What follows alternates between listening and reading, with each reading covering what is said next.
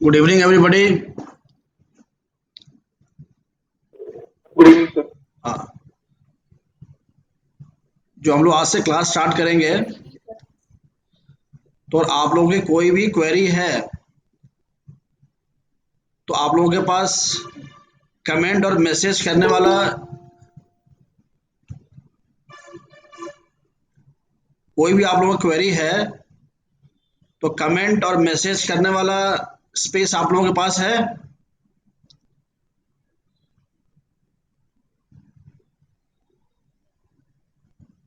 आप लोग अगर कोई कमेंट करते हैं तो क्या मुझे दिखाई पड़ेगा? ऐसा कोई आपके पास है? हाँ सर, ऐसा है। तो आप लोग कमेंट करिएगा। पहले कोई चीज पूछना हो तो you can comment also. Accordingly उस कमेंट को देखकर मैं आपको एक्सप्लेन कर दूंगा, और अगर मुझे आवश्यकता लगी तो आपसे कहूंगा कि म्यूट करके आप बोल भी सकते हो क्लास में। बस but first try to make a comment. ठीक है ना? ताकि आपका कम से कम वो क्लास मतलब वॉइस का आप लोगों का है। ठीक है? Okay sir. हाँ, तो पहले first try to make a comment. Mano Verma, आप ग्रुप में तो है नहीं?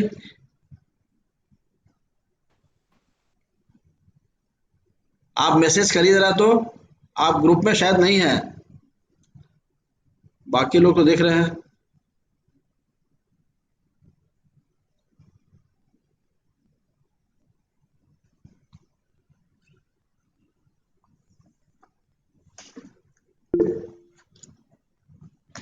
ओ मनु वर्मा, मीनू वर्मा, ओके। आपने लिखा हुआ है मनु वर्मा, आप मीनू वर्मा है। ठीक है, ठीक है।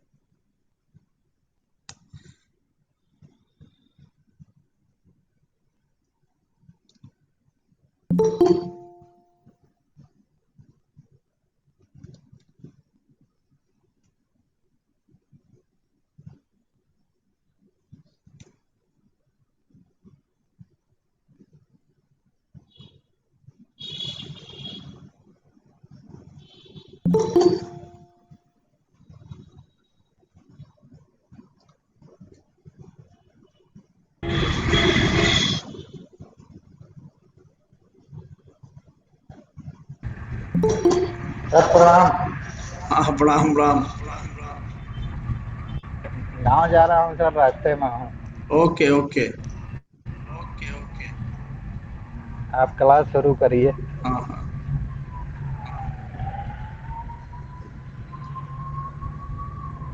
आप अनम्यूट कर दो अपना। हाँ,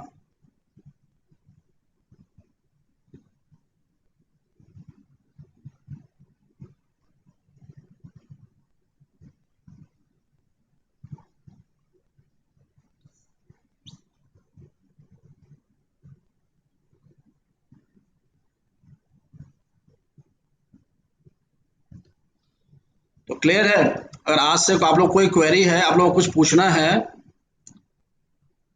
तो you first try to make a comment, और उस कमेंट को देखकर मैं आपको एक्सप्लेन कर दूंगा क्लास में। और अगर मुझे ऐसा लगेगा कि आपका क्वेश्चन आपके कमेंट से मुझे क्लियर नहीं हो पा रहा है, या आपकी क्वेरी आपके कमेंट से मुझे क्लियर नहीं हो पा रही है,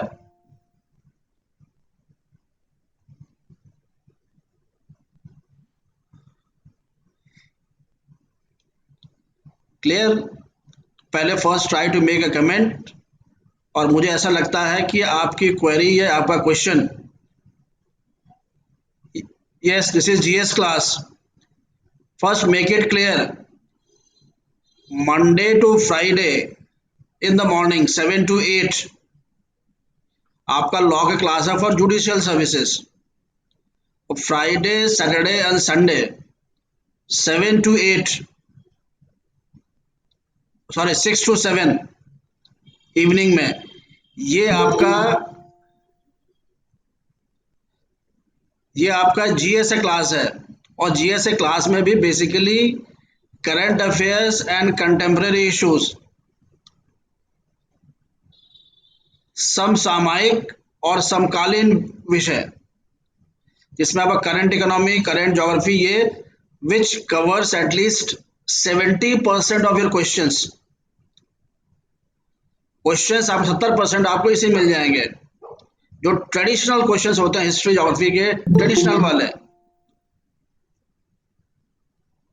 वो सब भाई सब लोग 6 बजने के 5 मिनट पहले ज्वाइन कर लीजिए एवरीवन। तो 7 to 8 in the morning Monday to Friday judicial classes law का, इवनिंग को 7 to 8 current affairs contemporary issues 6 to 7, जिसमें कि करंट इकोनॉमी ज्योग्राफी सारी बातें रहेंगी, और साइंस वगैरह एनवायरनमेंट सब रहेगा। कई बार ऐसा भी हुआ कुछ टॉपिक्स ऐसे होंगे जिसका कि उत्तर मुझे नहीं पता होगा, बट मैं आपको वो टॉपिक और वो प्रश्न बता दूंगा। जैसे साइंस का कोई आया तो वो पर्टिकुलर एक्सपर्ट से आप किसी से पूछ सकते हैं, या मैं आपको एक दो दिन के बाद बता सकता हूँ उसको। इसलिए जो टेक्निकल क्वेश्चंस होंगे साइंस एनवायरनमेंट वगैरह के क्वेश्चन, तो आपको बता दूंगा कि ये सवाल आप एग्जाम में आने वाला है, बट क्या उसका आंसर होगा, एक्सप्लेनेशन होगा, you can ask any expert, या फिर अगर मैं समझ पाऊंगा तो बता दूंगा आपको। तो इस ढंग से आप चलना है। और प्लस जैसे मैंने कल ही बताया था आप लोगों को, पूरे वीक के सारे टॉपिक सारे सब्जेक्ट्स आपको लिखा देंगे, इश्यूज लिखा देंगे। फ्राइडे सैटरडे एंड संडे हम लोग उसकी आंसरिंग करेंगे। तो उस कैटेगरी में we are going to start. First topic, पहला टॉपिक आपका है जो कि बहुत ही चर्चित है और उस पर ढेर सारे प्रश्न बनने हैं, वो है, लिखिए, कोविड-19 एंड इट्स ट्रीटमेंट। कोविड-19 और उसका उपचार।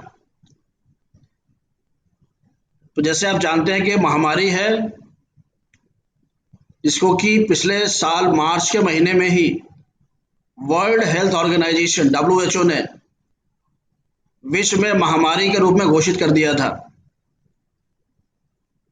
महामारी के रूप में घोषित करने का असर ये होता है कि उसके लिए particular treatment, particular data collection, ये तमाम चीज़ें स्टार्ट हो जाती हैं।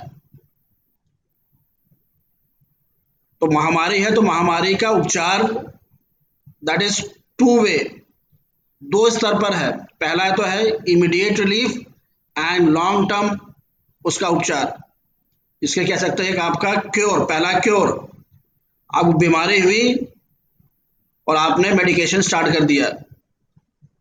बल्कि इनफैक्ट आप 3 स्तर पर कह सकते हैं प्रिकॉशन। पहले तो आप प्रिकॉशन लेंगे अपने लिए कि आप बीमारी ना हो जाए तो मेडिकेशन, और दूसरा जो स्टेज है इस पर ज़्यादा जोर चल रहा है इसमें, प्रोटेक्शन, कैसे इस कोरोना से प्रोटेक्ट किया जाए ह्यूमन सिविलाइजेशन को या मनुष्यों को। तो उसका एकमात्र जो लोगों को रास्ता दिखाई पड़ रहा है दैट इज वैक्सीनेशन, टीकाकरण। अब टीकाकरण पे जो तमाम विवाद है उस पर हम लोग नहीं जा रहे हैं। उपचार को लेकर आप लोगों ने देखा कि तैयारी थी नहीं थी वो अलग इशू है, लेकिन दवाइयों की अवेलेबिलिटी, इक्विपमेंट्स की अवेलेबिलिटी, ये बहुत बड़ा प्रश्न था।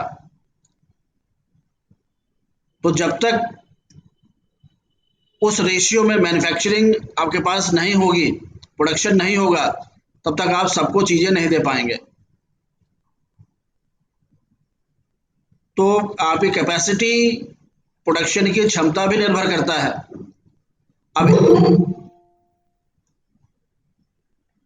अब एक कंपनी या 2 कंपनी इन बातों को तो उपचार नहीं कर पाएगी या सप्लाई चीज़ों का नहीं कर पाएगी।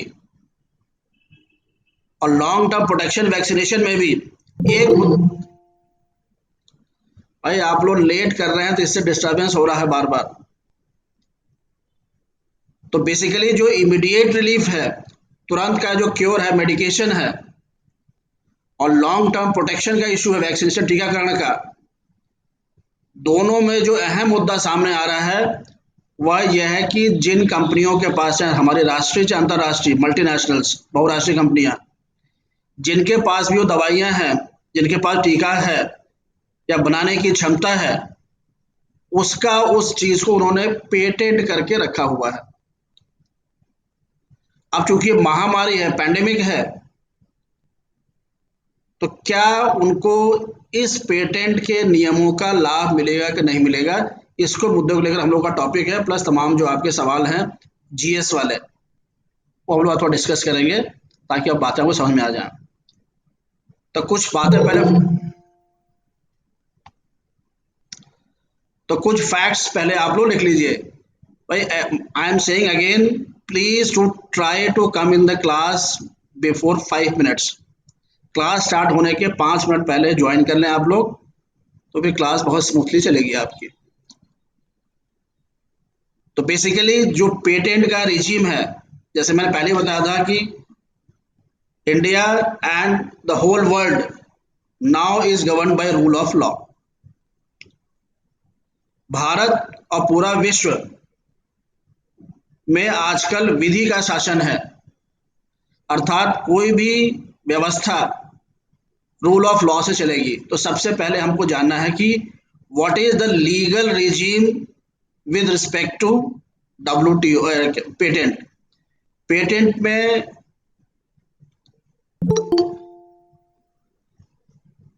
पेटेंट में विधिक व्यवस्था क्या है, ये पहले हम लोग एक चीज मैं आपको दिखा दूंगा, उसके बाद फिर हम लोग स्टार्ट करते हैं। तो पहला लिखिए trips, TRIPS, trade related intellectual property rights. TRIPS, trade related intellectual property rights, व्यापार संबंधित बौद्धिक संपदा अधिकार। एग्रीमेंट, करार, व्यवस्था, ट्रिप्स एग्रीमेंट। तो सबसे पहली चीज जो आपका है ट्रिप्स एग्रीमेंट है।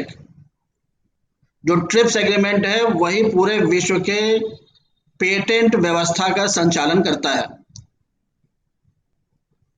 ट्रिप्स जो एग्रीमेंट है, ट्रिप्स है क्या, लिखिए ट्रिप्स एग्रीमेंट के बारे में लिखिए 2 line.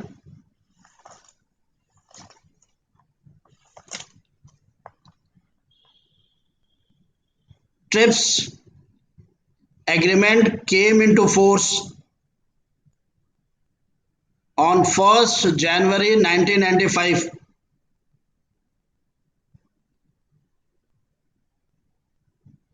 It is an multilateral agreement. It is an multilateral agreement on intellectual property rights such as copyrights, industrial design,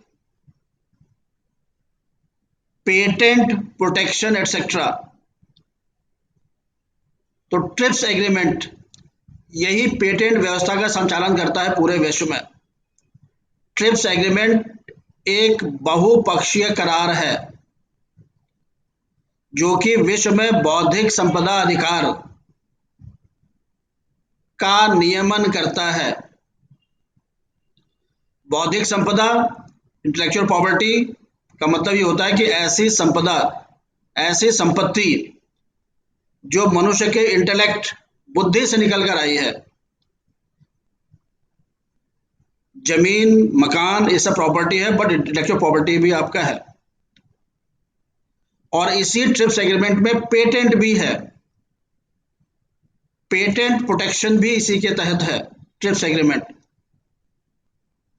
अब पेटेंट राइट क्या चीज है, व्हाट इज पेटेंट, लिखिए patent is a monopolistic right of an individual or any legal entity over any invention done by the intellect। Patent ऐसा एकाधिकार है, patent किसी व्यक्ति का ऐसा एकाधिकार है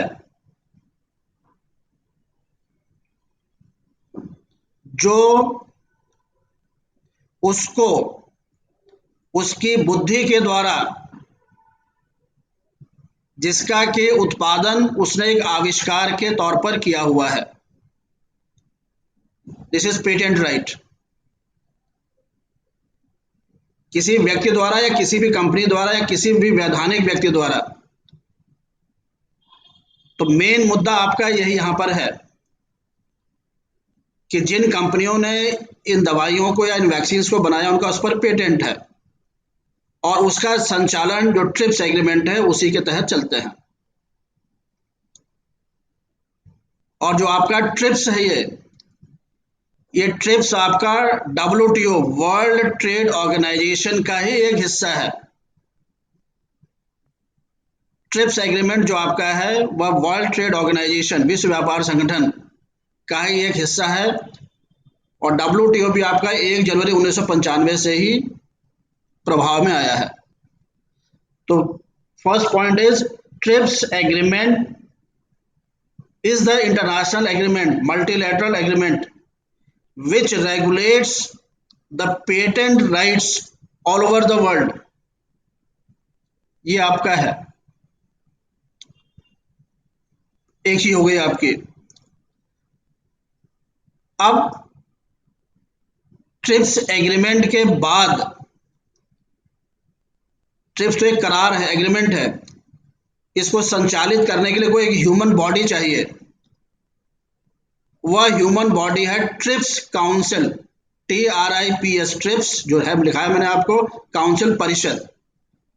जो ट्रिप्स परिषद है यही पेटेंट एक्ट के नियमों की देखभाल करता है और ट्रिप्स ही सुनिश्चित करता है। ट्रिप्स काउंसिल यह सुनिश्चित करता है कि जो भी विभिन्न देशों ने ट्रिप्स एग्रीमेंट किया है वह अपने देशों में किस प्रकार से उसको लागू कर रहे हैं। तो trips council is the body which is responsible for implementing the trips agreement in various member countries of trips agreement and WTO। विश्व व्यापार संगठन के जो सदस्य राज्य हैं, राष्ट्र हैं, और ट्रिप्स एग्रीमेंट जो उन्होंने करार किया है उनमें ट्रिप्स के एग्रीमेंट, पेटेंट के एग्रीमेंट किस प्रकार से क्रियान्वित हो रहे हैं उन देशों में, उसका व्यवस्था संचालन ट्रिप्स काउंसिल करता है। ट्रिप्स काउंसिल इंपॉर्टेंट है इस समय। अच्छा, इस ट्रिप्स एग्रीमेंट में एक ऐसी भी व्यवस्था है कि अगर कोई महामारी, कोई पैंडेमिक ऐसी आती है तो जो पेटेंट एकाधिकार, जो पेटेंट राइट है वह कुछ अवधि के लिए निलंबित हो जाती है। That particular patent is suspended for a certain period. ये ट्रिप्स एग्रीमेंट में भी लिखा हुआ है और इसका निर्धारण भी ट्रिप्स काउंसिल ही करेगा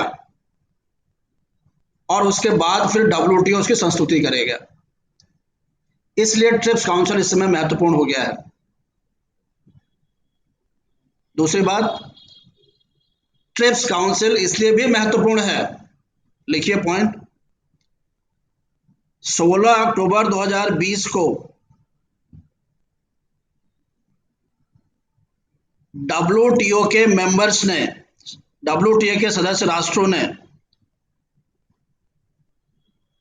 ट्रिप्स काउंसिल में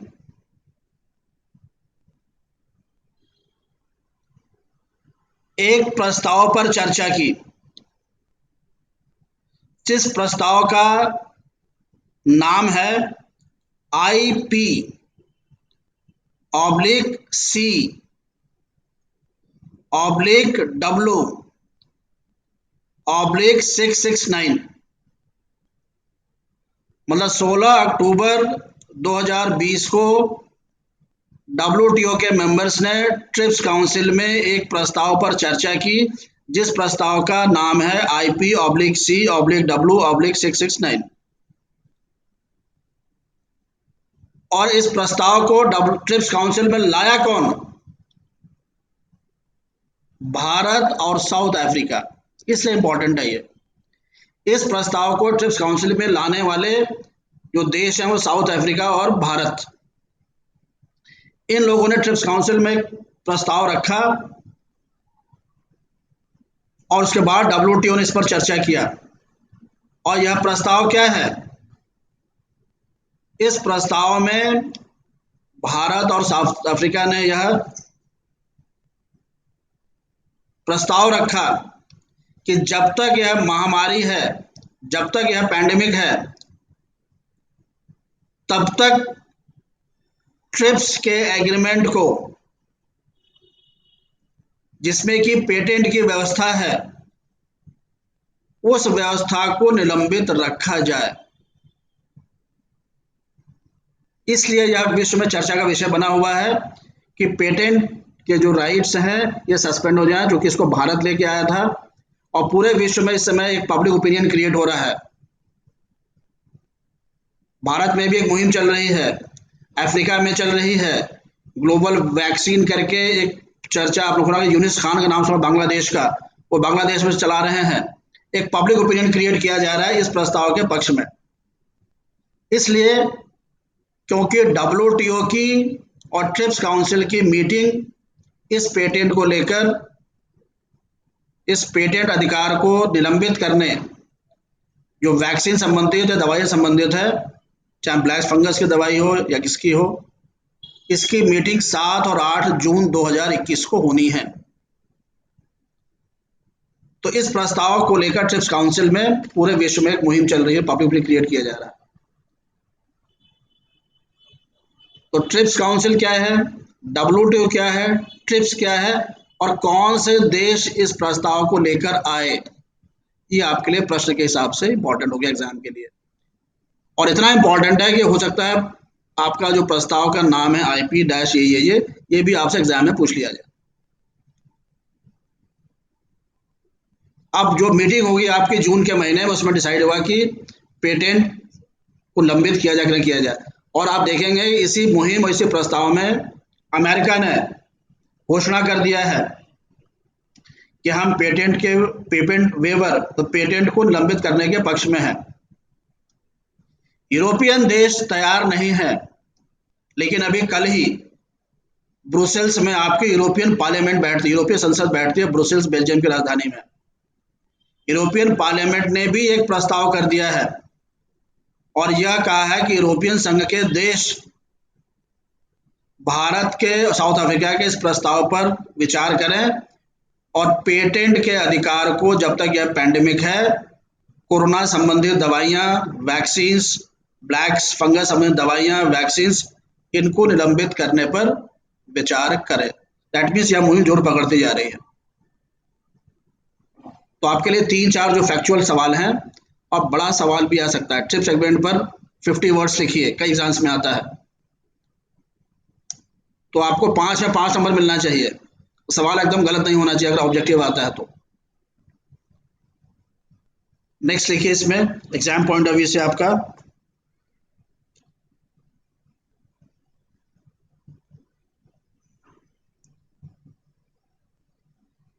अब लिखिए ट्रिप्स काउंसिल। ट्रिप्स काउंसिल के वर्तमान में चेयरमैन डैगफिन, DAGFIN, डैगफिन सॉरली, SORLI, नॉर्वे के हैं। ट्रिप्स काउंसिल के चेयरमैन 12 बदलते रहते हैं बहुत जल्दी जल्दी। तो ट्रिप्स काउंसिल के वर्तमान के चेयरमैन डैगफिन सॉरली हैं, नॉर्वे के। अब लिखिए फंक्शन ऑफ ट्रिप्स काउंसिल। समझा तो मैंने आपको दिया, 2 लाइन में लिख लीजिए। ट्रिप्स काउंसिल, ट्रिप्स एग्रीमेंट अलग चीज, बता दिया मैंने क्या है वो, और ट्रिप्स काउंसिल वह बॉडी है जो उसके लिए काम करती है। तो ट्रिप्स काउंसिल लिखिए, trips council is a body which is legally responsible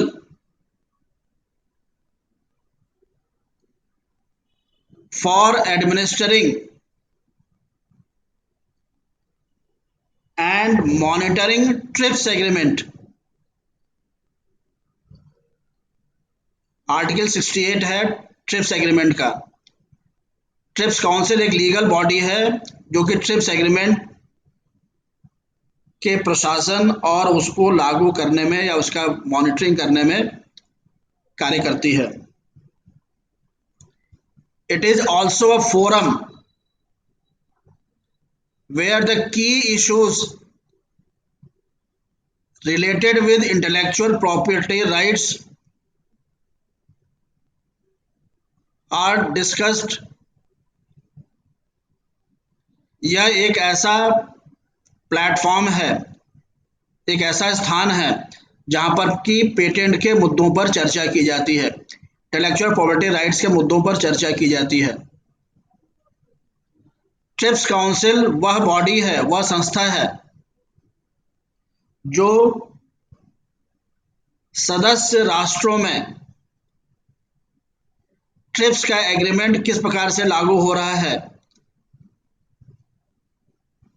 जो एग्रीमेंट विभिन्न देशों ने किया उसका क्रियान्वयन किस ढंग से हो रहा है, उसका मूल्यांकन करना और डब्ल्यूटीओ में या ट्रिप्स काउंसिल में पेश करना। तो ट्रिप्स अलग एग्रीमेंट है, ट्रिप्स काउंसिल वह बॉडी है।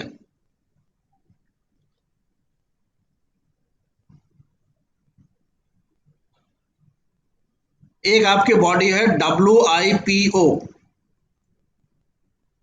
World intellectual property organisation. तो ट्रिप्स एग्रीमेंट तो आपका ट्रिप्स एग्रीमेंट के लिए ट्रिप्स काउंसिल है। इसके बाद इंटेलेक्चुअल प्रॉपर्टी राइट्स का एक अलग ऑर्गेनाइजेशन है WIPO। लिखिए, it is a specialised agency of United Nations. WIPO, world intellectual property organisation. It is an specialised agency of United Nations. यह संयुक्त राष्ट्र की एक विशिष्ट संस्था है जिसमें कि वर्तमान में 193 देश हैं, 193 कंट्रीज, और इसका मुख्यालय जिनेवा स्विट्जरलैंड में है।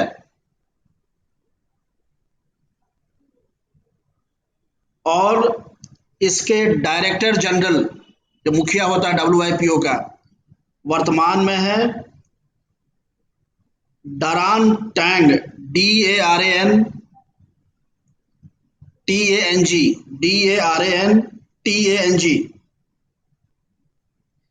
ये सिंगापुर के हैं। तो ये अलग एक ऑर्गेनाइजेशन है, स्पेशलाइज एजेंसी। अच्छा, मैंने बताया आप लोगों को कि it is an specialise agency of United Nations. संयुक्त राष्ट्र के कितने एजेंसियां हैं, एक पॉइंट लिख लीजिए आप। United Nations have 3 types of organisations.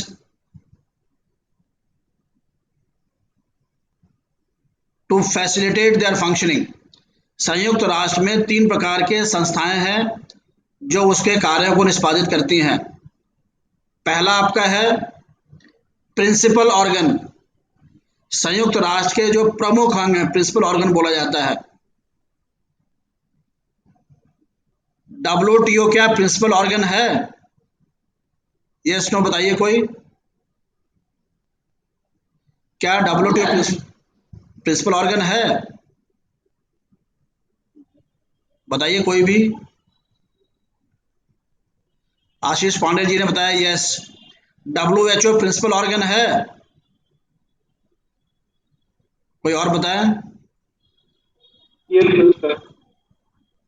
Message देना है आपको। है yes. Manu Verma yes, Ashish Pandey yes. WHO भी, WTO भी और WIPO क्या यह प्रिंसिपल ऑर्गन है? सत्यप्रकाश राय यस। आप तीनों लोगों ने यस भाई, आप लोगों ने सारे प्रश्नों का उत्तर गलत दिया है। ये प्रिंसिपल ऑर्गन नहीं है। संयुक्त राष्ट्र के प्रिंसिपल ऑर्गन है सिक्योरिटी काउंसिल। लिखते जाइए, सिक्योरिटी काउंसिल ये प्रिंसिपल ऑर्गन है। महासभा, जनरल असेंबली, ये प्रिंसिपल ऑर्गन है। सेक्रेटेरिएट, सचिवालय, प्रिंसिपल ऑर्गन है। इकोनॉमिक एंड सोशल काउंसिल ये प्रिंसिपल ऑर्गन है। ट्रस्टीशिप काउंसिल, न्यास परिषद, ये प्रिंसिपल ऑर्गन है। ये यूनाइटेड नेशंस के प्रमुख अंग हैं, जो यूनाइटेड नेशंस का ही हिस्सा हैं। ये प्रिंसिपल ऑर्गन यूनाइटेड नेशंस को चलाते हैं। सुरक्षा परिषद, महासभा, इकोनॉमिक सोशल काउंसिल और ये तमाम जो है यूएन चार्टर में है और यूनाइटेड नेशंस को चलाते हैं। लेकिन यूनाइटेड नेशंस के जो कार्य हैं, फंक्शन,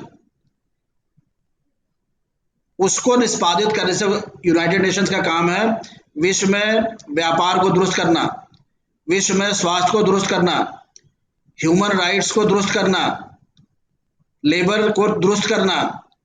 तो इसके लिए यूएन ने अलग से बना रखी हैं, उसको बोलते हैं स्पेशलाइज्ड एजेंसीज।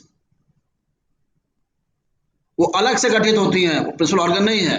तो WTO, WHO, WIPO, ILO, ये सब स्पेशलाइज्ड एजेंसीज हैं। They are not principal organ of the United Nations. तो ये बात कभी और आज क्लियर करेंगे। तो प्रिंसिपल ऑर्गन, ये सब प्रिंसिपल ऑर्गन जो यूएन के मेन अंग है, सिक्योरिटी काउंसिल, जनरल असेंबली, जो यूएन को चलाते हैं। ये यूएन को नहीं चलाते हैं, ये यूएन के किसी कार्य को आगे बढ़ाते हैं, निष्पादित करते हैं, इंप्लीमेंट करते हैं। WHO केवल हेल्थ, WTO केवल व्यापार, ILO केवल labour problems, WIPO intellectual property rights, ऐसे करके आपका। तो एक मैंने आपको बताया कि जो पेटेंट लॉ को वर्ल्ड में जो रेगुलेट करता है वह ट्रिप्स एग्रीमेंट करता है, ट्रिप्स काउंसिल उस पर देखभाल करता है, और WTO सारे सदस्यों का संगठन है आपका। अब जो इंपॉर्टेंट चीज है, भारत ने WTO पर भी साइन किया है, ट्रिप्स पर भी साइन किया है, और WIPO का भी मेंबर है। तो क्या जो पेटेंट के नियम कानून WIPO में, ट्रिप्स में और WTO में जो भारत सरकार ने हस्ताक्षर किया है इन एग्रीमेंट्स पर, क्या यह भारत में और भारत के नागरिकों पर बाध्यकारी हैं? यस नो बताइए, बताइए आप लोग कोई भी यस नो लिखकर बताइए। Okay, Utkarsh yes, Ashish Pandey yes, Pragya Sharma yes, Vidhanshu no, और कोई? तो basics Siddharth Singh no, Satyaprakash Rai yes. हाँ, तो यहां पर आपको ये बात समझना है। देखिए, India is a sovereign country, Bharat एक संप्रभु देश है, and India is governed bye rule of law. और भारत के नागरिकों के लिए रूल ऑफ लॉ क्या है? Any law, any act passed by Indian parliament or state legislature, भारतीय संसद या राज्य की विधायकों द्वारा जो नियम कानून पारित हैं, जो बिल पास हैं, जो एक्ट पास हैं, वो हमारे देश का कानून है। भारत जो अंतर्राष्ट्रीय संगठनों पर सिग्नेचर करती है वो भारत पर बाध्य नहीं है, भारत लोगों पर बाध्य नहीं है। वो कानून जो है वो सुप्रीम कोर्ट इंप्लीमेंट नहीं कर सकता है। सुप्रीम कोर्ट, हाई कोर्ट या डिस्ट्रिक्ट कोर्ट्स वही इंप्लीमेंट करेंगे जो इंडियन पार्लियामेंट ने बनाया है, जो आपके स्टेट लेजिस्लेचर ने बनाया है। That has to be, that law is law for the Indian citizen. हम उससे बाध्य हैं। भारत सरकार कोई जाके एग्रीमेंट कहीं कराए तो वी आर नॉट बाउंड, और ना ही सुप्रीम कोर्ट उसको बाउंड है इंप्लीमेंट करने के लिए, हाई कोर्ट बाउंड है। हाँ, ये है कि चूंकि हमने साइन किया है तो अकॉर्डिंगली जो नियम कानून जो जिस ट्रीटी पर साइन किया है भारत सरकार ने, उस नियम कानून को भारत में लागू करने की जिम्मेदारी भारत सरकार की है। तो भारत सरकार क्या करती है, उस एग्रीमेंट को इंडियन पार्लियामेंट द्वारा लॉ के रूप में पास कराती है, राज्य विधायकों द्वारा पास कराती है। तो जिन पेटेंट के नियमों पर भारत सरकार वहां पर करार करके आई, अब वो भारतीय संसद में रखेगी और कहेगी भाई इस पर लॉ पास करिए, ताकि, और यही काम है ट्रिप्स काउंसिल का देखना कि ट्रिप्स एग्रीमेंट में जो भी भारत सरकार ने करार किया है, किसी देश ने करार किया है, वो क्या अपने देश में लागू कर रहे हैं कि नहीं कर रहे हैं। तो that patent law has to be passed by Indian parliament, तब जाके वो भारत पर, भारत की कंपनियों पर, भारत के नागरिकों पर लागू होगा। हमारा पेटेंट अगर कहता है पेटेंट लॉ कि हम भैया पेटेंट नहीं मानेंगे, तो सारी कंपनियों ने जो बनाया फॉर्मूला अपने यूज करेंगे, कोई कुछ हमारा नहीं कर सकता है भारत नागरिकों का। इसीलिए आप देखेंगे कि जब WTO साइन हो रहा था, उरुग्वे राउंड्स आपके 1986 में स्टार्ट हुए थे, अल्टीमेटली आके 1 जनवरी 95 से लागू हुआ। पेटेंट मुद्दों को लेकर बहुत ज्यादा विवाद हुआ, एग्रीकल्चर के मुद्दों को लेकर बहुत ज्यादा विवाद हुआ, एनवायरमेंटल लॉज को लेकर बहुत विवाद हुआ, लेबर इश्यूज को लेकर बहुत ज्यादा विवाद हुआ। क्योंकि अगर हम WTO पर साइन करते हैं तो हमको अकॉर्डिंगली अपने नियम कानून को यहाँ पर चेंज करना पड़ेगा in accordance with those laws of WTO and TRIPS etcetera. तो इंडियन पार्लियामेंट की बात आएगी तो इंडियन लोगों की बात आएगी, तो भारत के लोग की बात आएगी तो जो भी देश में लोग जागरूक हैं वो जानते हैं कि हमारे क्या समस्या आएगी इस चीज से। इसलिए शायद आप लोगों को याद होगा एग्रीकल्चर के मुद्दे पर भारत ने कहा था कि हम सब्सिडी नहीं कम करेंगे, चाहे हम हमको WTO छोड़ना पड़े। तो WTO फिर उस पर शांत हो गया। दैट मीन्स कहने का मतलब यह है कि WTO के एग्रीमेंट से any agreement that has to be passed by the Indian parliament or state legislature to get it implemented in the country of India, और भारत के नागरिकों पर लागू करने के लिए। तो अकॉर्डिंगली भारत का एक एक्ट है इंडियन पेटेंट एक्ट 1970, उसको अमेंड करके 2005 में that act was amended. Indian parliament का एक्ट था, 2005 में इंडियन पेटेंट एक्ट को अमेंड किया गया और ट्रिप्स एग्रीमेंट में जो बातें भारत सरकार ने की थी उसको इसमें शामिल किया गया। तो Indian legal system is governed bye the Indian patent act 1970, जिसको कि 2005 में अमेंड किया गया। लिख लीजिए, सवाल आ सकता है कब अमेंड हुआ। और एक बात यहां पर लिख लीजिए आप, भारत में 2005 के पहले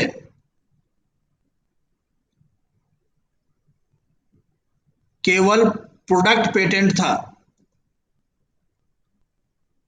लेकिन 2005 के अमेंडमेंट के बाद प्रोसेस और प्रोडक्ट दोनों पेटेंट होता है, प्रक्रिया भी और फाइनल उत्पाद भी। मतलब आज के तारीख में भारत में प्रोसेस एंड प्रोडक्ट पेटेंट दोनों है, पहले नहीं था, ये ट्रिप्स के कारण हुआ है। अब प्रोसेस और प्रोडक्ट क्या है ये हम लोग कभी और डिस्कस करेंगे। सवाल स्ट्रेट आ सकता है, भारत में प्रोसेस पेटेंट है, भारत में प्रोडक्ट पेटेंट है, कि भारत में दोनों है? तो भारत में अब प्रोसेस और प्रोडक्ट पेटेंट दोनों है। दूसरा, भारत में अब पेटेंट 20 साल के लिए लागू होता है, पहले 12 साल के लिए था। ये कोई आविष्कार करेगा, कोई बनाएगा तो पेटेंट केवल उसका 12 साल तक उसका राइट है, अब 20 ईयर्स का हो गया ट्रिप्स एग्रीमेंट के कारण। तो ये दो चीजें इंपॉर्टेंट है, इस अमेंडमेंट में आया। Now India has product and process patent both, now India has patent of 20 years. ये तो हो गई लीगल रिजीम की बात। अब जो इसमें मुद्दा चल रहा है, जिस पर कि भारत ने पहले प्रस्ताव रख दिया है, क्या इस पेटेंट एक्ट को निलंबित किया जा सकता है? तो ट्रिप्स में एग्रीमेंट में भी ऐसी व्यवस्था है कि कभी कोई महामारी आएगी, कभी कोई हेल्थ इमरजेंसी आएगी, तो ट्रिप्स में भी यह व्यवस्था है। सेक्शन 789 में, आर्टिकल 789 में ट्रिप्स के ट्रांसफर ऑफ टेक्नोलॉजी, प्रौद्योगिकी का हस्तांतरण, वो अन्य देशों को भी और अन्य कंपनियों को भी देना पड़ेगा ताकि हेल्थ की रिक्वायरमेंट्स को पूरा कर लें। उसी के आधार पर ये वेवर होगा इस काउंसिल में। तो हेल्थ इमरजेंसी में ऑटोमेटिकली लॉ कहता है कि सस्पेंड कर दिया जाएगा, पैंडेमिक में सस्पेंड कर दिया जाएगा। ये तो इंटरनेशनल लॉ है। इंडियन पेटेंट एक्ट, जो कि ज्यादा महत्वपूर्ण है एग्जाम के लिए भी, देखिए section 92 of Indian patent act 1970, section 92 provides for compulsory licensing to waive patent rights. भारतीय पेटेंट एक्ट का जो सेक्शन 92 है उसमें कंपलसरी लाइसेंसिंग का प्रावधान है। ये एग्जाम में आने वाला है हर जगह, ऑब्जेक्टिव में भी, 20 वर्ड्स में भी, 50 वर्ड्स में भी। कंपलसरी लाइसेंसिंग का मतलब इसमें लिखा हुआ है अगर कोई नेशनल इमरजेंसी है, अगर कोई हेल्थ इमरजेंसी है, अगर कोई महामारी है, इन परिस्थितियों में भारत सरकार, गवर्नमेंट ऑफ इंडिया को यह अधिकार है कि वह अपने देश के किसी भी कंपनी को जो कि उस पर्टिकुलर उत्पाद को बनाने में सक्षम हो, कॉम्पिटेंट हो, और वह उसके बनाने की इच्छा जाहिर करे, तो उसको कंपलसरी लाइसेंस दे सकती है पेटेंट के नियम को दरकिनार करके कि आप इस पर अब दवाइयां बनाना शुरू करिए। जैसे भारत सरकार चाहे तो ट्रिप्स एग्रीमेंट, काउंसिल सबको हटा दे, आपने सेक्शन 92 का भारत सरकार प्रयोग करे और कंपलसरी लाइसेंस के तहत भारत की कंपनियों को अधिकार दे दे कि आप दवाइयां बनाइए सब ये। क्योंकि आखिर ये नियम बनाया किस लिए गया है? अब इससे बड़ी महामारी कब आने वाली है? ऐसी कौन सी हेल्थ इमरजेंसी आएगी जो इससे ज्यादा खतरनाक होगी? तो सेक्शन 92 में भारत सरकार को अधिकार है, वो चाहे तो पिछले साल उसने ऐसा कर दिया होता, but since India is a responsible country, उसने ट्रिप्स पर साइन किया हुआ है, तो चाहता है कि उसके अनुसार करके, ताकि इंटरनेशनल भी हमको चीजों को देखना होता है। तो एज ए ओपिनियन आप लिख सकते हैं कि भाई ठीक है कर दिया, लेकिन अगर नहीं करते हैं, वो जून का टाइम और देख लें, नहीं करते हैं तो 92 सेक्शन 92 में अपने पावर्स का प्रयोग करे भारत सरकार और कंपलसरी लाइसेंसिंग के तहत विभिन्न दवाइयों और वैक्सीन को बनाने का अधिकार अपनी कंपनियों को दे दे, या खुद और कंपनियां स्टैब्लिश करे तमाम चीजें, ताकि इस पैंडेमिक, इस नेशनल इमरजेंसी या वर्ल्ड हेल्थ इमरजेंसी से बचा जा सके। ये पोर्टेंट, और ऐसा करना इसलिए भी अधिकार है, हमारी पेटेंट की लड़ाई इस समय इसलिए भी आवश्यक है क्योंकि अगर भविष्य में भी हेल्थ इमरजेंसी आएंगी तो एटलीस्ट इस समय हमारे पास एक प्रेसिडेंट बना हुआ है, वो तुरंत उस पर खटाक से लागू हो जाएगा। तो ये बेसिकली चीजें हैं। तो आपको इसमें समझना है WTO, trips agreement, trips council, Indian patent act, section 92, compulsory licensing. ये आपके ऑब्जेक्टिव या लॉन्ग सवाल में भी आ सकते हैं और हर एग्जामिनेशन में इनको आना है। अच्छा, इसके साथ एक आ रहा है कि वॉलेंट्री लाइसेंसिंग। वॉलेंट्री लाइसेंसिंग मतलब ऐच्छिक, जिन कंपनियों के पास इन पेटेंट के फॉर्मूले हैं या पेटेंटिंग है, वो अपनी स्वेच्छा से वॉलेंटरली उस फॉर्मूले को अन्य कंपनियों को दें ताकि वो बना सकें। तो कंपलसरी लाइसेंसिंग सेक्शन 92, वॉलेंट्री वो कंपनियां स्वयं दे दें। अब 3 दिन पहले भारत सरकार ने एक और चीज को सामने रखा है कि रॉयल्टी, भाई बेसिकली जो पेटेंट कंपनियों ने किया है, उन्होंने लाखों अरबों रुपया खर्च किया हुआ है, तो वो बेसिकली प्रॉफिटेरिंग के लिए, हालांकि ये समय प्रॉफिटेरिंग का नहीं है, वो अलग मुद्दा कभी डिस्कस करेंगे। तो भारत सरकार ने कहा कि विवाद से बचने के लिए उन कंपनियों से पेटेंट लिया जाए और उनको रॉयल्टी 10%, जितना भी बिकेगा 10% अपना ले। तो 3 तरीके से इस कमी को दूर किया जा सकता है, giving 10% royalty to the companies, या अपने वॉलंटरी लाइसेंसिंग करें, या भारत सरकार अपने कंपलसरी लाइसेंसिंग के नियम के तहत ऐसा करे। और trips council, yes, trips council और WTO में अगर ये प्रस्ताव पास हो जाता है तो अच्छा है, कम से कम कोई विवाद नहीं होगा, पूरा विश्व ह्यूमैनिटी इसका लाभ ले पाएगी। ये हो गया। आप कुछ फैक्चुअल चीजों पर आइए। अब लिखिए, कोविशील्ड, कोवैक्सीन एंड स्पुतनिक 5, कई चीजें आप जानते भी होंगे इसमें, लेकिन फिर भी लिखने से एग्जाम के लिए अच्छा रहता है। देखिए, कोविशील्ड यह एक ऐसी वैक्सीन है जो serum institute of India private limited, serum institute of India private limited Pune के द्वारा एस्ट्राजेनेका के साथ मिलकर, एस्ट्राजेनेका जो आपका यूके इंग्लैंड की कंपनी है, इसके साथ मिलकर इस वैक्सीन का उत्पादन कर रहे हैं। सीधे फैक्ट आ जाएगा। कोविशील्ड, और भारत में सबसे ज्यादा उत्पादन करने वाली यही कंपनी है। दूसरा लिखिए कोवैक्सीन। कोवैक्सीन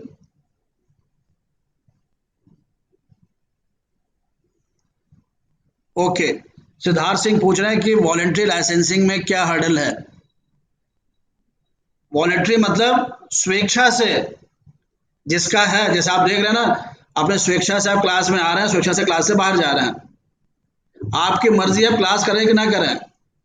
तो वॉलेंट्री लाइसेंसिंग का मतलब यह है कि जिन कंपनियों ने बनाया है, जिस दवाई को बनाया है, पेटेंट किया है, उनकी इच्छा है, मतलब वो ह्यूमैनिटेरियन ग्राउंड्स को ऊपर रखें और वॉलंटियर खुद ही फॉर्मूला दे दें। उन पर कोई भाई, पेटेंट का मतलब जब तक आप नहीं चाहते हैं तब तक नहीं, अगर आप चाहते हैं देना तो दे सकते हैं। वॉलंटियर मतलब स्वयं दे दें, तो उनकी मर्जी के ऊपर है, हर्डल कुछ नहीं है। लेकिन वो देना नहीं चाहते हैं, उनको प्रॉफिट कमाना, उन्हें कहना है कि हमने बहुत इन्वेस्ट किया है, बहुत ये किया है, उनको प्रॉफिट चाहिए। कुछ कंपनियों ने वॉलंटरी के लिए प्रपोज किया है, तो वो है ये चीज आपका। दूसरा आपका है भारत बायोटेक लिमिटेड। ये आपका ICMR, Indian council of medical research, and NIV, national institute of virology, ये भारत बायोटेक आपका हैदराबाद में है। ये आईसीएमआर और नेशनल इंस्टीट्यूट ऑफ वायरोलॉजी के साथ मिलकर कोवैक्सीन बना रही है। National institute of virology virus study में सबसे बड़ा इंस्टीट्यूट देश का है, ये पुणे में है। ये एग्जाम में आएगा आपका, एनआईवी कहां पर है, तो पुणे में है। तीसरा आपका स्पुतनिक 5, ये रशिया की वैक्सीन है जो कि इंपोर्ट की जा रही है, और डॉक्टर रेड्डी कंपनी के जरिए स्पुतनिक 5 आपकी आ रही है।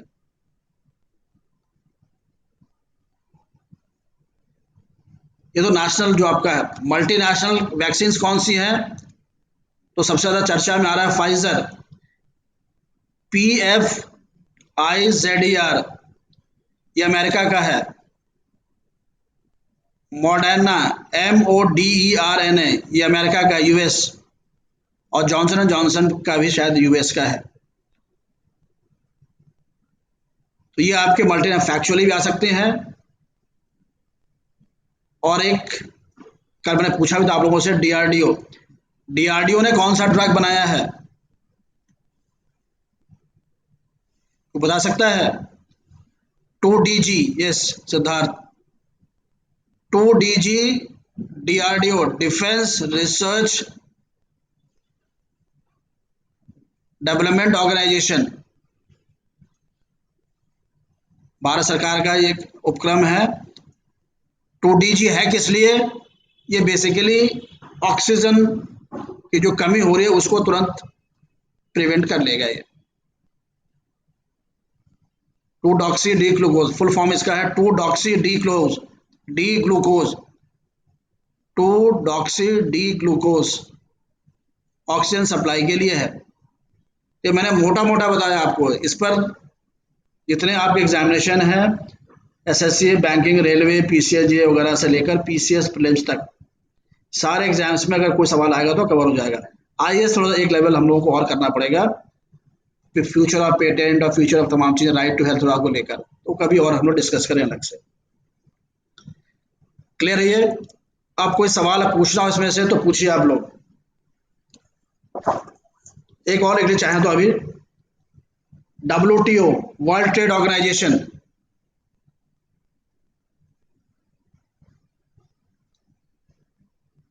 इसका भी हेडक्वार्टर जिनेवा स्विट्जरलैंड में है।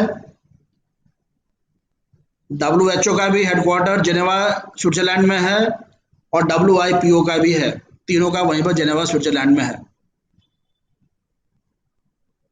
लिखिए, director general of WTO Okonjo Iweala, IWELA, Okonjo OKONJO IWELA वर्तमान में है, अभी ये 2025 तक रहेंगी। इन्होंने मार्च 2021 में WHO का डायरेक्टर जनरल DG की पोजीशन ली है और she is the first women and first African to be the DG of WTO। WTO की first women and first African DG है। DG डायरेक्टर जनरल जो आपका सबसे बड़ा अधिकारी है WTO का। और WHO के हेड हैं, अच्छा ये नाइजीरिया की हैं, WTO वाली जो है नाइजीरिया की हैं, तो ये भी एग्जाम के लिए इंपॉर्टेंट है। इस समय WTO 4 स्टेटमेंट आ गया। ये WTO के हेड हैं, DG हैं, फर्स्ट अफ्रीकन है, फर्स्ट वेमेन है, फ्रॉम नाइजीरिया। इनके बारे में 4 बातें आपको जाननी है। WHO का लिखिए, सबको इनके बारे में पता ही होगा, काफी न्यूज में आ रहे हैं आजकल। Tedros Adhanom, TEDROS, Tedros Adhanom, ADHANOM,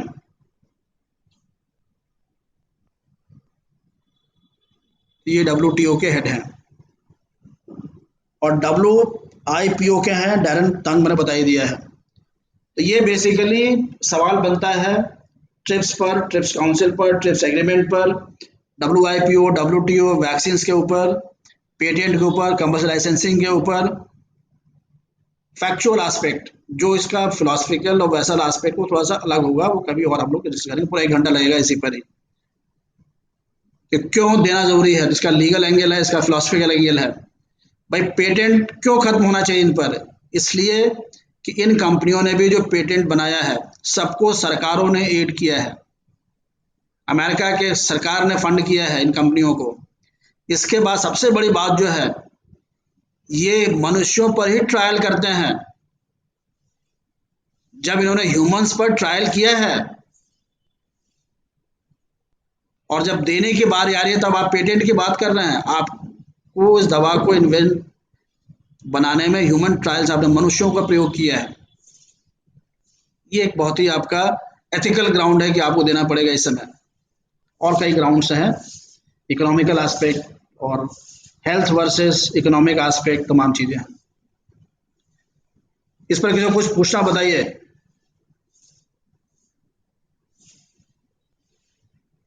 next topic पे चलें। कुछ लोग मैसेज लिख के भेजिए यस नो, या किसी को पूछना बताइए। तो नेक्स्ट टॉपिक स्विच करें। ओके, नाउ नेक्स्ट टॉपिक आपका है, शायद थोड़ा आप लोगों को इंटरेस्ट आएगा उसमें। इजराइल एंड फिलिस्तीन कन्फ्लिक्ट, इजराइल और फिलिस्तीन विवाद। और इस पर लिखिए पहला पॉइंट, 1948 वॉर, 1967 वॉर, फिर लिखिए पीस ट्रीटी ऑफ 1975। उसके बाद लिखिए गाजा पट्टी, West Bank, Sinai peninsula, SINAI peninsula, Golan Heights, Hamas HAMAS, Jerusalem,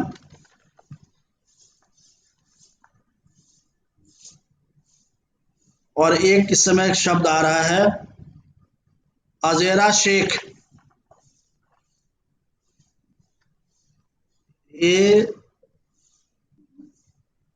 JERRA Sheikh SHEIKH। उसके बाद जेरूसलम एंड ईस्ट जेरूसलम, और आपका 2 स्टेट थ्योरी, 2 राज्य सिद्धांत। इसमें एक सवाल लिख लीजिए, आपको ये लोग खुद आपको ढूंढना है इसका उत्तर। What is significance of Jerusalem? बस ये आपको उत्तर लिखना है खुद, बाकी एक्सप्लेन करता हूं मैं। आप लोग काफी जानकारी पहले से होगी भी इसकी। Yes. Sir, one more time, repeat कर दीजिए question. What is the importance of Jerusalem? Jerusalem का क्या महत्व है? देखिए, अरब इजराइल जो कन्फ्लिक्ट आपका है, ठीक है, कुछ सही बताया आपने। स्पेसिफिक बताना है कि मुस्लिम कम्युनिटी का क्या है आराध्य, यहूदियों का क्या Yes, है, sir. क्रिश्चियंस का क्या है, तीनों का अलग अलग है। Sir, they had a mosque there, third holiest site, लिख के and लिख के Jesus लिख के was लिख के crucified लिख के there. लिख के बोलिए। Okay, sir. हाँ। अब तो जो आपका अरब इजराइल कन्फ्लिक्ट है आपका, ये बेसिकली स्टार्ट हुआ 1948 से। पहले वहां पर अंग्रेज थे, और जो ये एरिया आपका पूरा है, इसको हम लोग बोलते हैं मिडिल ईस्ट, मध्य पूर्व एशिया। जहां पर ये विवाद हो रहा है, पहले पूरा फिलिस्तीन ही रहते थे, लेकिन 1948 में अंग्रेज वहां जाने से पहले एक इजराइल स्टेट यहूदियों के लिए वहां पर बना के चले गए। तब से विवाद ये शुरू हो गया आपका। तब से इजराइल में और अरब कंट्रियों में आपस में लगातार विवाद वहां चला रहा है। अरब देश सब एक तरफ है, इजराइल आपका अकेला है। अभी तक अरब देश इजराइल को अलग देश मानने को तैयार नहीं है। पहले भारत भी नहीं मानता था, लेकिन अब भारत भी 2 स्टेट थ्योरी, 2 राज्य सिद्धांत, मतलब अरब क्या है, तो इजराइल भी रहेंगे और फिलिस्तीन भी रहेंगे। इस चीज को मान्यता भारत ने दे दी है और कई देशों ने आपका दे दिया है। आपको जानना एग्जाम के पर्पज से ये है कि जो 1967 का अरब इजराइल वॉर था, ये सबसे महत्वपूर्ण है। 1967 में अरब देशों ने सोचा कि इजराइल बहुत छोटा सा, हम लोग सब मिलकर इसको कैप्चर करके इसको थोड़ा पूरी तरह से ध्वस्त कर दें और इजरायलियों को यहूदियों को भगा दें वहां से। लेकिन वॉर अरब इजराइल कन्फ्लिक्ट 67 में ही इजराइल ने बहुत ही स्ट्रेटेजिकली काम किया और सारे अरब देशों को हरा दिया। तो जानना आपको यह है कि लिखिए, 67 वॉर के बाद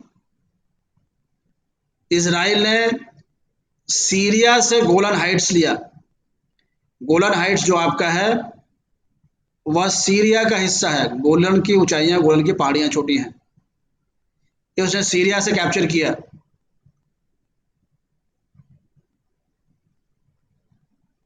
जॉर्डन, जो रिवर जॉर्डन है, उस रिवर का जो पश्चिमी तट है वह वेस्ट बैंक है। तो वेस्ट बैंक उसने जॉर्डन से कैप्चर किया। और जो सिनाई पेनिनसुला है, SINAI, सिनाई पेनिनसुला, ये आपका इजिप्ट, तो ये आपका इजिप्ट का हिस्सा है Sinai peninsula. Syria, Golan Heights, West Bank आपका ये, और गाजा पट्टी, गाजा पट्टी की ज्योग्राफिकल लोकेशन कहां पर है, कोई बता सकता है? क्योंकि लड़ाई चल रही है आपकी इस समय गाजा पट्टी में चल रही है। इसका ज्योग्राफिकल लोकेशन कहां पर है? यस, नियर मेडिटेरियन सी। ये मेडिटेरियन सी से जुड़ा हुआ है, तो मेडिटेरियन समुद्र है उससे जुड़ा हुआ है। गाजा पट्टी एक पट्टी है, बीच में आपका इजराइल का एरिया है, फिर आपका वेस्ट बैंक है। फिलिस्तीन रहते हैं आपके वेस्ट बैंक पश्चिमी तट में, और गाजा पट्टी में रेस्ट एरिया यहूदियों इजराइल के कब्जे में है। तो गाजा पट्टी पर ही वर्तमान समय में लड़ाई चल रही है। तो हमास क्या है? हमास टेररिस्ट ऑर्गेनाइजेशन इजराइल के शब्दों में। फिलिस्तीनियों के पास ना कोई हथियार है, ना ही कोई अन्य चीजें से लड़ सके। अब तो आप कह सकते हैं फिलिस्तीनियों के बिहाफ पर हमास ही युद्ध करता है, उन्हीं के पास सारे मिसाइल और सारे हथियार हैं। गाजा पट्टी से ही वो लड़ाई कर रहे हैं और गाजा पट्टी पर ही इस समय बमबारी इजराइल कर रहा है। तो आपको एग्जाम के पर्पज से, ऑब्जेक्टिव पर्पज से ये जानना है 1967 का जो अरब कन्फ्लिक्ट वॉर था उसमें इस चारों चीजें कैप्चर की, वो आज तक किसी के पास है और धीरे धीरे धीरे और छोटा करता जा रहा है वो फिलिस्तीन के एरिया को। सिनाई पेनिनसुला ये इसने इजिप्ट से लिया था, लेकिन 1975 में ट्रीटी हुई तो उसने सिनाई पेनिनसुला को इजिप्ट को वापस कर दिया। तब से आप देखते हैं कि इजिप्ट बहुत ज़्यादा इजराइल के खिलाफ सक्रिय नहीं रहता है पीस ट्रीटी साइन के लिए उनके लिए। तो आपको ऑब्जेक्टिव टाइप के लिए केवल इन्हीं बातों को दिमाग में रखना है, डिटेल की आवश्यकता इन एग्जाम्स के लिए इसमें नहीं है। वो स्टेट थ्योरी क्या है, ये चारों चीज़ें क्या हैं, हमास क्या है, और भारत के लिखिए कल जो मैंने बताया था आपको, इंडिया भारत दो राज्य सिद्धांत को मानता है। India recognises the two state theory, अर्थात उसका कहना है कि इजराइल और इजिप्ट, इजराइल और फिलिस्तीन दोनों को अपने अपने देश में रहना है, दोनों राज्यों को मान्यता देना है, पहली चीज। दूसरी बात, कोई भी वायलेंस चाहे इजराइल करे, चाहे हमास करें, चाहे फिलिस्तीन करें, इसके पक्ष में भारत नहीं रहती। ये आपका फॉरेन पॉलिसी आपका है। और जो वक्तव्य मैंने दिया था कल, आपका कौन थे, टी एन मूर्ति, क्या नाम है उनका, कल लिखा था नाम आप लोगों को, एक याद है किसी को? हाँ, टीएस क्या है,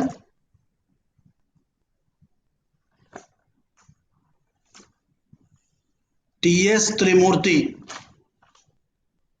India's permanent representative to the United Nations.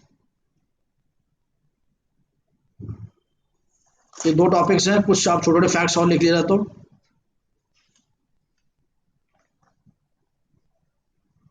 A76 लिखिए, A-76,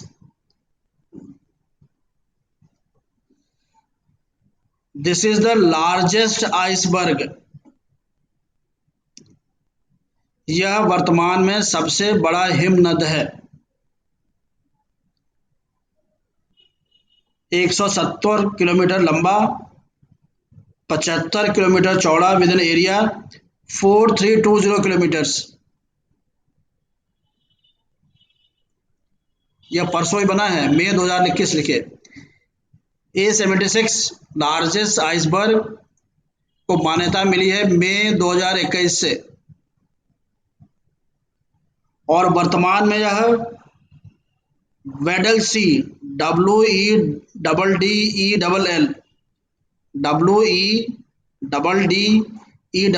सी, वेडल सी में इस समय यह बह रहा है। यह अंटार्कटिका के पश्चिमी तट से टूटा है।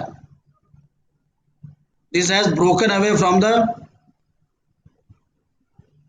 Western Antarctica. तो A-76 क्या है, लार्जेस्ट आइसबर्ग एट प्रेजेंट लिखिए। इसके पहले, before this, largest iceberg was A-23A, A-23A, जो कि 1986 से चला आ रहा था, और अब मई 2021 में A76 लार्जेस्ट है। This has been recorded by European Space Agency. European Space Agency ने इसका पता लगाया है। तो सिंपली एक फैक्चुअल क्वेश्चन है, देखिए, the breaking of this iceberg The breaking of this iceberg from western Antarctica is due to the climate change। जो मौसम परिवर्तन हो रहा है उसका परिणाम है ये। अब ये क्लाइमेट चेंज पर भी इंटरनेशनल मीटिंग हो रही है, या अभी तक अप्रैल में हुई थी, इसको कि वर्चुअली हुआ था पूरा। वो टॉपिक भी बड़ा, उसको हम लोग डिस्कस करेंगे अभी कल परसों किसी दिन। क्लियर है ये? अब नेक्स्ट लिखिए, यारलंग ज़ैंगबो, YARLUNG, ज़ैंगबो ZANGBO, क्या है ये? शायद कुछ लोग जानते भी होंगे, एग्जाम्स में कई बार आ भी चुका है। ये सिद्धार्थ सिंह, ब्रह्मपुत्र। हाँ, this is the name of river Brahmaputra in Tibet and China. Tibet और चाइना में ब्रह्मपुत्र का नाम ही है, ब्रह्मपुत्र नदी का ही ये नाम है। ठीक, अब देखिए चर्चा में क्यों आया अभी ये। रिसेंटली, हाल में ही चाइना ने इस नदी के किनारे किनारे एक बड़ा हाईवे बनाया है, जो कि अभी मई में कंप्लीट हुआ है, मई में पूरा हुआ है। इट कनेक्ट्स, यह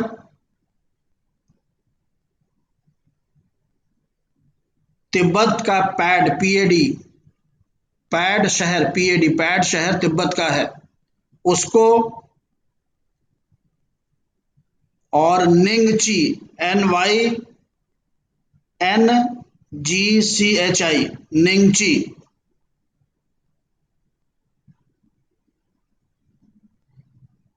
द पैड, जो पैड टाउनशिप तिब्बत में निंगची में ये पैड टाउनशिप है।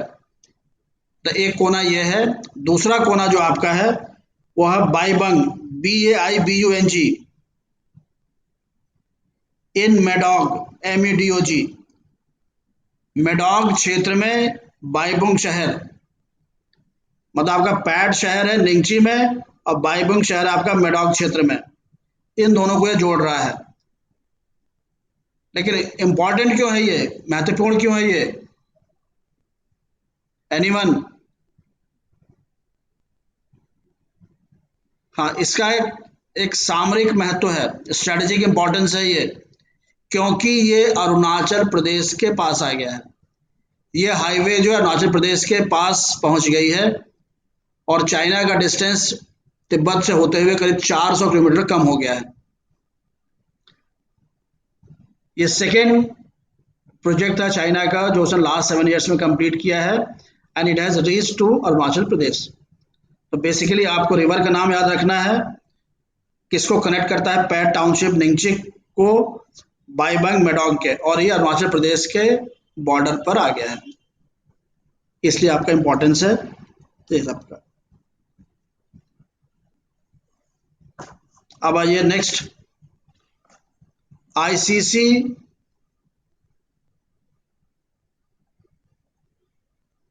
टेस्ट क्रिकेट चैंपियनशिप, क्या है इसका इंपॉर्टेंस? लिखिए, अभी आप देखोगे world cup, T20 cricket world cup होता है, वनडे का वर्ल्ड कप होता है, लेकिन क्रिकेट टेस्ट मैच जो 5 दिन का मैच चलता है, इसका वर्ल्ड कप नहीं हुआ अभी तक। तो ICC test cricket world cup पिछले 4-5 सालों से चल रहा था। इसके फाइनल में 2 देश पहुंचे हैं,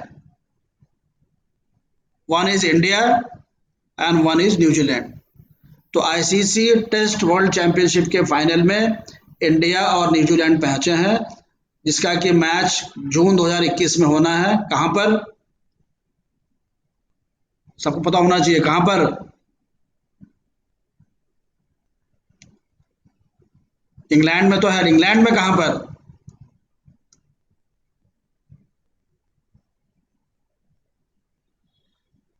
नहीं, लॉर्ड्स आप गेस कर रहे हो कि मालूम है? मेरे ख्याल से Southampton, Southampton England में ICC test cricket world final match होने जा रहा है जून 2021 में, जो कि न्यूजीलैंड और भारत के बीच में खेला जाएगा। And this is the first world test cricket championship. एक तो ये इंपॉर्टेंस, दोनों देशों के कैप्टन्स का नाम एग्जाम पूछ लेंगे आपसे, तो जो भी रहेंगे। रोज बाउल, ये कौन है? Who is he?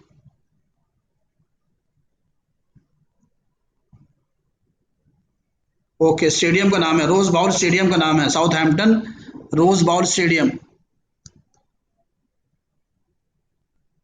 Rose, R O S C, rose bowl, BOWL stadium का नाम आपका है। साउथ हैम्पटन इंग्लैंड में ये फाइनल मैच खेला जाएगा न्यूजीलैंड इंग्लैंड इंडिया के बीच में, दोनों। एक और खास बात होने जा रही है इसके साथ, जो मैंने कल आपको क्वेश्चन ग्रुप में लिखाया था। भारत और बांग्लादेश दो ही ऐसे देश हैं क्रिकेट खेलने वाले जिन्होंने कभी भी अपनी धरती से बाहर, आउट ऑफ इंडिया, कोई टेस्ट मैच आज तक नहीं खेला। तो this is also going to be the first match for India, first cricket test match जो कि भारत अपनी धरती के बाहर खेलेगा जब से हिंदुस्तानी क्रिकेट खेल रहा है, पहली बार, फर्स्ट टाइम। बाकी सारे देश अपने देश के बाहर क्रिकेट मैच खेल चुके हैं न्यूट्रल वेन्यू पर। मतलब न्यूट्रल वेन्यू, न्यूट्रल वेन्यू का मतलब ये है कि इंग्लैंड में हो रहा है तो ना इंग्लैंड नहीं खेल रहा है, इंडिया न्यूजीलैंड खेल रहे हैं।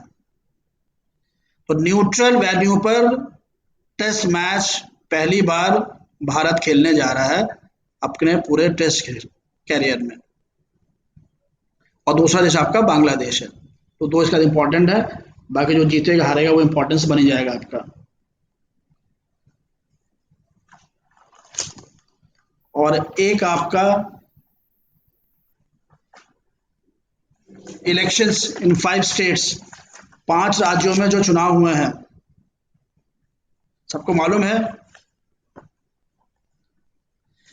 कहाँ कहाँ चुनाव हुए हैं और कौन कौन जीता है और कौन कौन वहां के चीफ मिनिस्टर बने हैं। ये आपको वेस्ट बंगाल TMC, ममता बनर्जी, मतलब आप लोग देख लीजिएगा, ये एग्जाम्स में आते हैं, सवाल ऐसे आने लगे हैं आजकल। तो पांचों राज्यों में असम, वेस्ट बंगाल, तमिलनाडु, केरला एंड पुडुचेरी, इन 5 जगहों पर चुनाव हुए हैं। कौन जीता है, कौन चीफ मिनिस्टर में बना है, ये आपको देख कर रट लीजिएगा। पुडुचेरी में चुनाव क्यों हुआ? पुडुचेरी स्टेट है क्या? सही है। हाँ, तो वहां क्यों चुनाव हुआ है?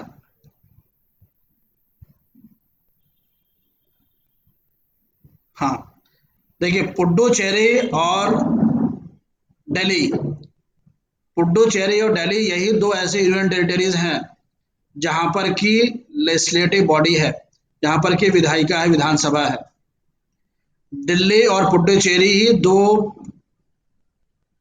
केंद्र शासित प्रदेश क्षेत्र हैं, यूनियन टेरिटरी हैं, जहां पर की लेजिस्लेटिव असेंबली है, विधानसभा है, जहां पर की चुनाव होते हैं।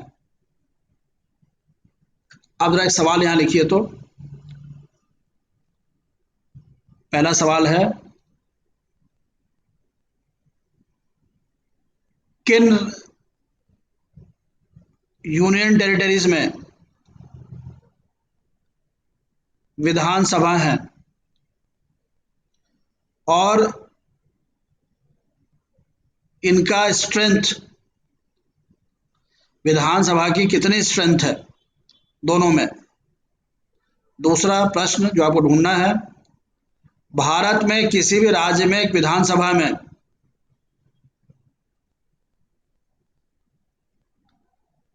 अच्छा, तीसरा अब JNK, अब 3 हो गया, तीसरा जम्मू एंड कश्मीर भी हो गया है।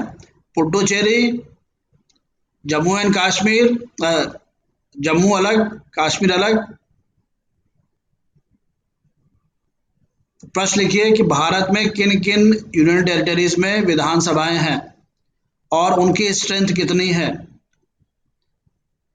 तीसरा प्रश्न, भारत में कितने यूनियन टेरिटरीज हैं और कितने राज्य हैं। बड़ा कंफ्यूजन इस समय, भारत में कितने यूनियन टेरिटरीज हैं और कितने राज्य हैं, किन किन यूनियन टेरिटरीज में विधानसभाएं हैं और उनकी स्ट्रेंथ क्या है। तीसरा पॉइंट, भारत के किसी राज्य में यूनियन टेरिटरीज की न्यूनतम संख्या कितनी होनी चाहिए, यह फिक्स्ड है, इससे कम विधानसभा में नहीं होनी चाहिए। लेकिन दिल्ली पौंडीचेरी के लिए अमेंडमेंट करके अलग फिगर बनाया गया है, इसलिए आपके लिए जानना है। एक और प्रश्न लिखिए, भारत के राज्यों में, भारत के किन किन राज्यों में विधान परिषद हैं। Which states have legislative council in India. Bharat में किन किन राज्यों में विधान परिषद हैं, सब लिख के बताइए जरा। तो दूसरा पॉइंट, विधान परिषद को गठित करने की क्या प्रक्रिया है, सबके नाम लिखिए। विधानसभा के विधान परिषदों को गठित करने की क्या प्रक्रिया है और वर्तमान में किस राज्य ने कहा कि हम विधान परिषद दोबारा बनाएंगे। वेस्ट बंगाल ने ममता बनर्जी आते कहा है कि हम अब विधान परिषद गठित करेंगे। तो आपको जानना है ये पॉलिटी में, अब इसको क्या ही करंट समझिए आप, ये करंट नहीं पॉलिटी का सवाल है कि विधान परिषद के गठन होने की क्या प्रक्रिया है, विधान परिषद के समाप्त होने की क्या प्रक्रिया है, किन किन यूनियन टेरिटरीज में विधानसभाएं हैं। यह है सवाल पॉलिटी के, लेकिन करंट से जुड़े हुए हैं। तो अगर 1 बाय 1 सारे इवेंट्स आप फॉलो करते हैं मई 2021 से लेकर अगले 1 साल तक, तो सारे करंट के सवाल, सारे पॉलिटी के सवाल, साइंस, ज्योग्राफी, एनवायरनमेंट, इकोनॉमिक्स, सबके प्रश्न आपको पहले से ही कॉपी में होंगे, जो आपके समझ में आ चुके होंगे। 2, 4, 10 सवाल ट्रेडिशनल आपके हिस्ट्री, ज्योग्राफी वगैरह के जो आप पढ़ेंगे तो पुराने ईयर्स के क्वेश्चन सॉल्व कर लेंगे, तो उनके 50% सवाल भी आप पकड़ लेंगे।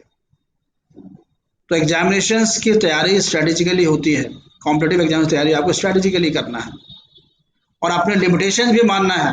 आखिर जीएस कहते हैं, जीएस में तो सब कुछ, निश्चित रूप से जीएस में तो सब कुछ होता है, लेकिन फिर भी आपको लिमिट तो करना पड़ेगा। आपको लिमिट करने की कोई स्ट्रेटेजी तो बनानी पड़ेगी कि हम ये चीज करेंगे और इस फ्रेमवर्क में चलेंगे तो आपको 70% सवाल मिल जाएंगे, आप पास हो जाएंगे। आप हो सकता है कोई और स्ट्रेटेजी बनाए, उससे भी आप पास हो सकते हैं, लेकिन 70% सवाल उसमें भी चाहिए। तो स्ट्रेटेजी बनाना है आपको, भले ही आप 70% करें, वो सवाल ना कर पाए आप, लेकिन आपको 70% सवाल ही चाहिए। और मेंस में तो 100%, मेंस में ऐसे पढ़ाई करने पर एक भी प्रश्न नहीं छूटता है। हर मेरे एग्जामिनेशन का ट्रेंड है ये, चाहे आईएएस हो, पीसीएस हो, जे हो, कोई भी हो। प्रीलिम्स में दिक्कत होती है, कोई भी सवाल कहीं से आता था, लेकिन उसके लिए आपको स्ट्रैटेजी बनाना ही पड़ेगा। मुझे इसी फ्रेम पर पढ़ना है और मुझे 70+ क्वेश्चंस को क्रॉस करना है। आपका कॉन्फिडेंस रहेगा कि हम सारी चीज़ें पढ़ रहे हैं, याद रहेगा, एग्जाम में आप प्रोड्यूस भी करेंगे और मेंस तो आपको पूरा तैयार हो ही जाना है। तो स्टडीज के लिए स्ट्रैटेजिकली चलिए, बाकी अपना सब्जेक्ट पर जोर लगाइए, एवरीथिंग विल बी फाइन। तो आज की क्लास यही समाप्त हो रही है। किसी को कुछ पूछना हो तो तुरंत अपने मैसेज लिखिए। Excuse me, sir. हाँ बोलिए। सर वो गठित प्रक्रिया वाला जो भी आपने बोला था वो इंग्लिश में बोल दीजिए। ये वाला आपका देखिए, what is the procedure for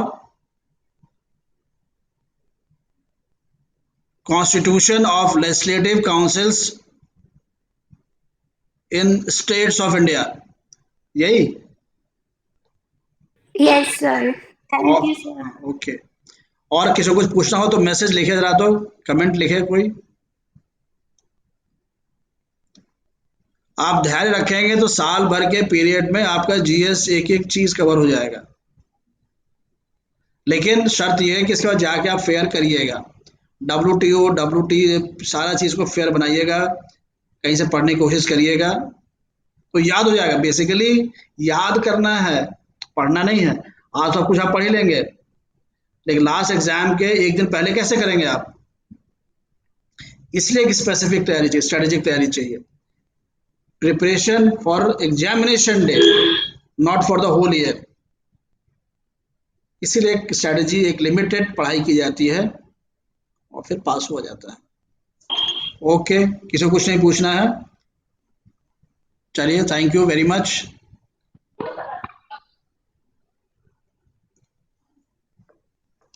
thank you sir. Okay okay.